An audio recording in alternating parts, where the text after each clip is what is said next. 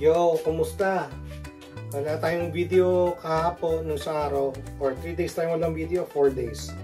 Dahil tayo ay nag-iimpay ngayon ng pang-shipping natin sa Pilipinas. Papadala na natin yung mga quarters, mga sweaters basically sa aking mga pants. Tapos hopefully in the next few weeks, unti-unti na natin padala yung mga natitira. So ano pala, maraming nagme-message sa akin na nagpapahold ng mga stuff. Yung mga iba siguro i-honor ko, pero yung mga hindi ko pa hindi pa kami nagkakasundo sa presyo, baka hindi muna. Hintay ko muna maarating ng Pilipinas. Pagdating na lang ng Pilipinas, pag naarating ng ligtas doon, saka tayo mag-usap uli. Okay? Kasi ang hirap din, sa sobrang dami, medyo nagugulan ako. Anyways, maikling okay haul review lang tayo. Wala tayong okay video, pero meron tayong re-reviewin. Okay? 2 days ko itong inukay nung sa araw, kanina. Simulan natin dito. Air Max 96, size 10. Walang upod. Walang upod. Buong buo. Ang ganda nito. Size 10. Letting go for maybe 2.5 to 3K. Yan. Ang SRP nito ay nasa 180 ata. So parang almost 10,000 pesos. Okay? DM nyo kung sino may gusto.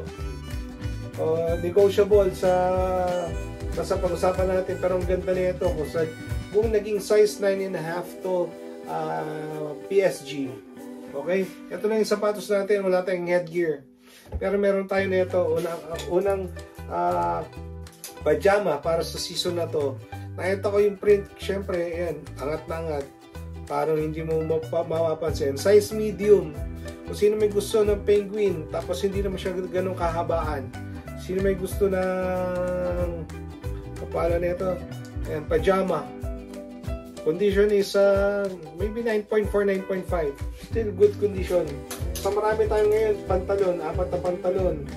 Simulan natin dito. This one is a size 38 by 30, 514. Maganda. 514. So, kung di ako nagkakamali, parang straight, straight slim o basta ganyan. Yan. Yung pang malaking binte pero straight sa baba, medyo manipis sa baba. Tapos this one, another 38 by 32, 501. Yan. Yung mga 5, pauwi natin yung mga pants natin, pero yung mga 501, size 36 and 38 lang ata, meron ako na 501. Sa ngayon nakita ko. Hindi ko pa natatapos lahat ng pants. Pero ipitin ko muna ito, sabihin, sa dulo ko na ito papadala. Okay? Ipunin ko muna. Next one, we have, what's this? This is 511 34 by 30, brand new. Yan, with tags. Sa akusang pantindahan. Yan. PSG sana, pero kailangan natin ng salapi. So, we're letting this go to brand new. And another one. This one is medyo hira tong color na to. Hindi ko na pagpipilitan. Size 33 by 30. 511. Also, brand new. Okay. So, this one maybe around 2K plus. 2K plus, 2K plus. Okay. So, next one. Ito, nakuha natin kanina. Wala tayong video kanina. Nagmamadali lang tayo kasi nagpipictures tayo ngayon. Tapos nagbabagahe tayo. Nakatapos ako ng 2 box. Bala ko pa magtatlo pa. At least 3 box pa. So, by Saturday, doon ko palang balak mag-ship kasi bukas mag-thrift na naman tayo the whole day. So yeah, this one is a size small. Condition is maybe 9.3, 9.4 original fit. So pwedeng small, pwedeng medium. Ganda na ito. So about the pricing of ito, ang presyo ko ngayon ay 700 to 800. Depende sa condition. Depende sa condition, depende sa color, depende sa size. Pero 7 to 800 ang aking Bucket Tees or Carhartt. Tapos ito, nakakuha tayo kanina. Ito, nagbayad ako. Pero ito, pwede pang baby girl, pwede pang small kid. Width niya is 17. This is Real 3 Carhartt na Ragland. Tapos may sleeve hit, tapos meron siyang logo dito. So, pwedeng maliit na babae. Mga tipong 5 feet lang siguro. Ganyan, 5 feet. Tapos yan, Carhartt na Real 3. Okay? Tapos next one is another Carhartt. This one is a Force. Condition na ito mga 9.3, 9.2. Size large, tapos meron pa siyang pinhole. Kasi doon naman siya binaril, wala tayong magagawa. Saan ba yan? Yan ha. May pinhole siya. Pero sabi ko, Carhartt pa rin to. So, sige, kunin natin. Yan. Tapos next one is another Carhartt. Nakuha ko to kanina rin. Different tindahan. Dalawang value word yung pinuntahan ko kanina. This one is a size XL. Yan. Original fit. Size XL. Tapos this one is with tags. Nagbayad tayo dito. Makuha lang natin. Yan. Meron tayong brand new. So, ito talaga may tag. Ganito. Yung sasabi ko, yung nakuha ko medium. Meron pang ganyan, no?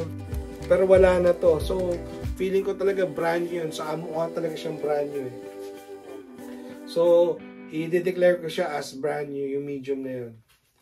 Okay, bago tayo mapunta sa highlights, unahin ko na itong isa. Basic polo, medium, custom fit. Yan, black. May konting fade, siguro ang color rate na ito ay 9.4. Feeling ko 9.4. Meron siyang fade Hindi siya ganun kaitim. Pero buo naman yung vents niya, kaya ako siya kinuha. Tapos size medium siya. Kaya ako siya kinuha, no? So, yan. So, ito na yung dalawa natin na nakuha. Ito, yung isa nakuha natin kahapon, yung isa nakuha natin kanina. Unahin na nga natin ito. Sige, unahin natin ito isa. Yung sa quarter zip. Yan. Size small. Size small. So, bira tayong makakuha ng ganito na size small. Size small na ganitong color. Usually medium. Tapos parang vintage pa ata to. Luma-luma Ayan, yung kanyang care tag. Condition nito maybe 9.4, 9.5. Meron konting himol-mol. Pero sa tingin ko, pwede pa siyang alagaan. Pwede pa itong ma-downy or ma-plancha. Yan. Pagka nalaban, baka gumanda pa. Nasinukat ko parang 20 yung width niya. Tapos 25 by 25. So perfect to. Ang ganda pa ng color. Okay. So mainit na naman to. Hindi mo na magpapahold. Ito bagong dating to. Pagdating na lang ng Pilipinas, doon muna. Pag dumating. And then last one, ito nagbayad ako dito, makuha ko lang din. Ito ay another Carhartt, women's. Hindi ko pa ito na-research pero model numbers OJ2524 W. Ito. Kaya ang size niya ay small. 4 to 6. Kaya ako siya kinuha dahil black. Tapos buong buo. Madali siyang gamitin. So, kung gusto mong eterno to sa baby girl mo, pwede. Okay. Price is mas sa 3 plus. Taas na nakuha ko 3 plus. Imamay nyo na. Hindi ata siya vintage. Hindi ako sigurado. Baka vintage. Hindi ko alam. Pero wala pa. Hindi pa pala ako nagpapamay. No? Pero yun. Baka initial 3K. Hindi ko pa alam. Baka mas mataas pa. Depende sa demand. Okay? Pasensya na. Nagdinegosyo lang din ako. Kasi alam ko lahat to hindi to mauubos. Yung iba dyan, baka mayroon hindi ako napansin, may damage, o kaya yung iba discounted, hindi yun. So, Gusto ko sana makuha yung tamang presyo, no? Tapos para kasi ang hirap nun pagka binili ng sa atin yung mga magaganda or selected, may iwan sa atin yung mga less desirable na mga items, tapos mahirapan tayong paggalawin, o kaya mabebenta na natin sila at very discounted, at discounted price. Okay, ito lang yung video natin, no? Sa araw na to, bawi tayo bukas, community thrift. So, hindi ko alam kung marami tayong makakuha doon, but hopefully, okay? O, hanggang dito na lang ulit. Salamat sa pagsama, hanggang sa muli, paalam.